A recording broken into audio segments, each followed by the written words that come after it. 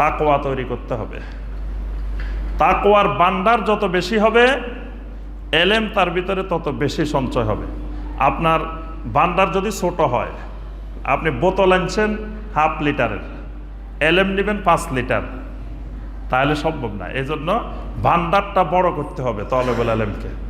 এটা বড় করতে হলে তাকওয়া বেশি করতে হবে। তাকওয়া বেশি লাগবে, আল্লাহর নাফরমানি ছেড়ে দিতে হবে, আল্লাহর আনুগত্য বেশি করতে হবে।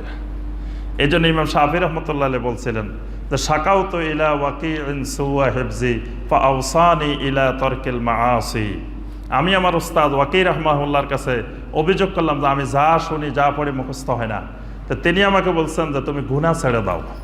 ফাইন্নাল ইলমা নূরুম মিন ইলাহি ওয়া নূরুল্লাহি লা ইউতা লিআসি। যে ইলম হলো আল্লাহর পক্ষ থেকে একটা নূর, এই নূর আল্লাহ সবাইকে দেন না, কোনো পাপীকে, কোনো গুনাহগারকে আল্লাহ এই ইলম দেন না, এই নূর দেন না।